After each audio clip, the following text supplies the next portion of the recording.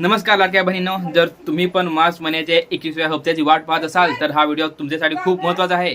कारण की या व्हिडिओमध्ये आपण मार्च महिन्याचा हप्ता कधी येईल आणि त्यासाठी आपल्याला काय करावे लागेल. कारण कसं सरकारने आता नियम बदललेले आहेत. काही बहिणींनी ई-केवायसी केली तर काहींची अजून बाकी आहे आणि काही असे आहे की त्यांचा फॉर्म अजून प्रोसेसिंगमध्ये आहे. पण मार्च महिन्याचा 21वा हप्ता कधी येईल हा मोठा महत्त्वाचा प्रश्न आहे. तर सरकारने काय सांगितलं ते म्हणजेच एप्रिल महिन्याच्या शेवटी किंवा मार्च महिन्याच्या पहिल्या हप्त्यामध्ये येईल. तर एप्रिल महिन्याचा संपला आणि हा मार्च म्हणजे नाही, हा मे महिन्याचा पहिला हप्ता पण आता संपत आला. तर आज जी-आर येईल की नाही येईल हा एक सगळ्यात मोठा प्रश्न आहे. तर ह्याच प्रश्नाचं उत्तर आपण आजच्या व्हिडिओमध्ये घेऊन आलो आहोत. तर याआधी एक महत्त्वाचा प्रश्न म्हणजे आपल्या जिल्ह्याचे नाव कमेंट करून सांगा, म्हणजे मला पण समजेल की हे आपला व्हिडिओ आपण कुठून पाहता आणि कोण कोण आहे असे आहेत की ज्यांनी ई-केवायसी पूर्ण केली आहे आणि ज्यांनी ई-केवायसी पूर्ण केली नाही त्यांनी पण कमेंट करून सांगा. म्हणजे कसं आपल्याला पण समजेल की किती बहिणीची अजून ई-केवायसी बाकी आहे आणि किती बहिणींनी ई-केवायसी पूर्ण केली. आणि हा अजून एक गोष्ट म्हणजे आपल्याला शेवटचा हप्ता कोणता भेटला होता, म्हणजे कसं 20वा हप्ता भेटला होता की नाही ते एकदा होय किंवा नाही हे सांगा. म्हणजे कसं आपल्याला पण समजेल की म्हणजे हा म्हणजे 20वा हप्ता किती बहिणींना भेटला आहे आणि किती बहिणींना नाही भेटला आहे. तर आपला मेन महत्त्वाचा मुद्दा म्हणजे एप्रिल महिन्याचा म्हणजे मार्च महिन्याचा 21वा हप्ता कधी येईल.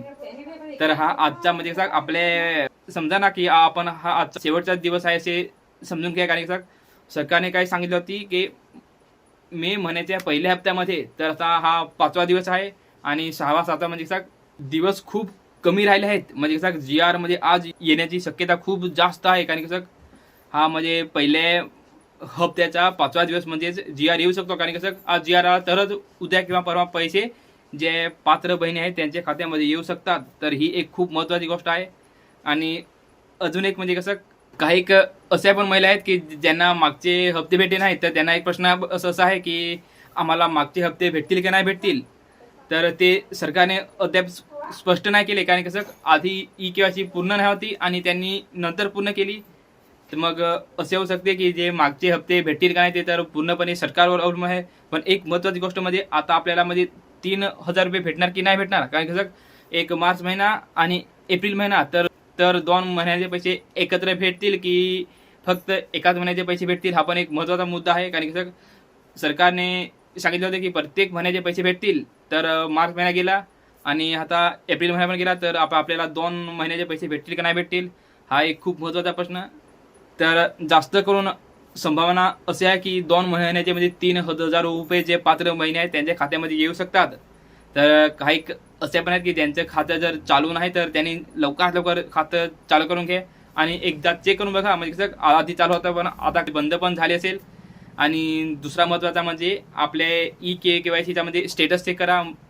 जर कोणाचा फॉर्म प्रोसेसिंगमध्ये असेल, पेंडिंगमध्ये असेल तर त्यांनी लवकरात लवकर कमेंट करून सांगा. म्हणजे कसं आपल्याला त्याच्यामध्ये काहीतरी जर मदत करता येईल तर आपण करू म्हणजे आपल्या पद्धतीने ना. अजून एक म्हणजे कसं जी आपल्या अकाउंटला जो म्हणजे जे आपले आधार कार्डला जे खातं लिंक आहे ते एकदा चेक करून बघा. म्हणजे त्याला डीबीटी चालू आहे की नाही आहे. आपल्या आधार कार्डला जे बँक अकाउंट आहे ते एकदा चेक करून बघा. म्हणजे कसं हे मी पुन्हा पुन्हा का सांगत आहे कारण की या कारणामुळे बऱ्याच लाडक्या बहिणीचे पैसे आले नाहीत. त्यांचे पैसे परत रिटर्न गेले. म्हणजे त्यांना काय वाटते की आज म्हणजे आधीचा हप्ता आला होता तर आता पण येईल. पण ते काय होते म्हणजे काही वेळेनुसार ते कसं म्हणजे वेळेवर अवलंबून असते. म्हणजे काहीचे खाते असे असतात जे ऑटोमॅटिक बंद होतात आणि त्यांना समजत पण नाही की आमचं अकाउंट चालू आहे असं ते म्हणजे वाटते प्रत्येकाला. पण जेव्हा पैसे येते तेव्हा ते खात्यात येत नाही तेव्हा त्यांना समजते की आपलं अकाउंट बंद होतं. आणि काहीचे असे म्हणजे जे हा सरकार कसं डीबीटीमधून पैसे देते म्हणजे आपल्या आधार कार्डनुसार. तर डीबीटी ऑप्शन चालू आहे की बंद आहे तो एकदा चेक करून बघा. हे कसं हे छोट्या छोट्या गोष्टी आहेत पण त्या खूप महत्त्वाच्या आहेत. तर लवकरात लवकर म्हणजे कसं हे सगळी कामं पूर्ण करून ठेवा. आणि मी आशा करतो की सगळ्यात जे म्हणजे जे पात्र बहिणी आहेत त्यांना लवकरात लवकर हा डीबीटी म्हणजे भेटली पाहिजे. म्हणजे हा मार्च महिन्याचा हप्ता आणि एप्रिल महिन्याचा हप्ता. कारण की कसं खूप दिवसापासून आपण वाट पाहत आहोत. म्हणजे कसं आज येतील आज नाही, उद्या नाही, परवा नाही. म्हणजे कसं नेमकं कधी येतील हे कोणालाच माहीत नाही. कारण कसं प्रत्येक जण व्हिडिओमध्ये सांगत असते आज येतील, उद्या येतील. पण अजूनपर्यंत पैसे आले नाहीत. म्हणून ही एक खूप महत्त्वाची गोष्ट आहे. जर तुम्ही पण वाट पाहत असाल तर कमेंट करून सांगा. म्हणजे कसं आपण काही ना काही म्हणजे जर कोणाला काही प्रश्न असतील तर ते ते ते तुम्ही कमेंट करून सांगा. आपण पुढच्या व्हिडिओमध्ये त्या प्रश्नावर चांगले उत्तर घेऊन येऊ. तर ही एक खूप महत्त्वाची म्हणजे आपली जी एक गोष्ट होती ती म्हणजे मार्च महिन्याचा 21वा हप्ता. तर हे मार्च महिन्याची आपण खूप दिवसापासून वाट पाहत आहात. तर लवकरच आपल्या म्हणजे जे पात्र बहिणी आहेत त्यांच्या खात्यामध्ये हा मार्च महिन्याचा 21वा हप्ता येईल. तर मी आशा करतो तुम्हाला हा व्हिडिओ आवडला असेल आणि जे काही आपले प्रश्न असतील त्यांची उत्तरं जर तुम्हाला काही प्रश्न असतील तर कमेंट करून सांगा. आपण पुढच्या व्हिडिओमध्ये त्या प्रश्नावर उत्तर घेऊन येऊ. आणि अजून एक महत्त्वाची गोष्ट म्हणजे कमेंट करायला विसरू नका. आणि जर व्हिडिओला लाईक केला नाही तर लवकरात लवकर करून घ्या. आणि आपल्या चॅनलवर नवीन आला असाल तर लवकरात लवकर चॅनल सबस्क्राईब करून घ्या. आणि हा व्हिडिओ जास्तीत जास्त आपल्या मित्रांपर्यंत पाठवा. कसा तर हा आपला व्हिडिओ म्हणजे सरकारपर्यंत पोहोचला पाहिजे. कारण कसं जेवढा व्हिडिओ आपला म्हणजे जास्त लोकांपर्यंत येईल तेव्हा आपला आवाज म्हणजे त्यांच्यापर्यंत पोहोचेल. आणि जे आपले अपात्र जे त्यामध्ये काही महिला आहेत की ज्यांचे फॉर्म सरकारने अप्रूव्ह केले नाहीत, म्हणजे त्यांनी EKYC केले नाही किंवा काही चुकीची माहिती भरली, काही म्हणजे अशी जी छोटी मोठी कारणं असतात आणि त्या कारणामुळे त्यांचा फॉर्म त्यांनी रिजेक्ट केला आणि त्यांना आता पैसे भेटणार नाहीत. तर त्यांनी काय करावे, तर जर कोणी असेल तर त्यांनी कमेंट करून सांगा. म्हणजे कसं त्या कमेंटवर आपण पुढच्या व्हिडिओमध्ये उत्तर घेऊन येऊ.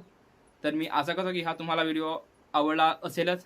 आणि जर तुमचा पण फॉर्म अपात्र झाला असेल किंवा काही कारणामुळे रिजेक्ट केला आहे किंवा तो अजून पण तुम्ही EKYC केली आणि तो अजून पण प्रोसेसिंगमध्ये आहे किंवा म्हणजे पेंडिंग आहे, तर लवकरात लवकर कमेंट करून सांगा. तर चला आपण आपल्या पुढच्या व्हिडिओमध्ये लवकरच भेटू. तोपर्यंत काळजी घ्या आणि हा व्हिडिओला जास्तीत जास्त शेअर करा.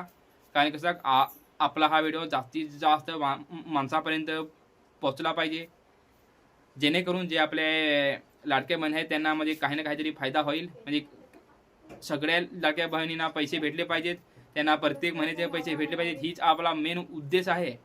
कारण कसं असे बरेच लाडक्या बहिणी आहेत की त्यांना पैशाची खूप गरज असते आणि त्यांना हा हप्ता भेटत नाही. कारण कसं त्यांची म्हणजे काही ना काही माहिती कमी असते आणि त्या कारणामुळे त्यांना पैसे भेटत नाहीत. म्हणून मी आशा करतो की तुम्ही हा व्हिडिओ जास्तीत जास्त लोकांपर्यंत पोहोचवाल आणि आपल्या लाडक्या बहिणींना पैसे मिळण्यास मदत कराल. तर चला मित्रांनो, लवकरच पुढच्या व्हिडिओमध्ये भेटू. तोपर्यंत काळजी घ्या आणि व्हिडिओ पाहत राहा. धन्यवाद.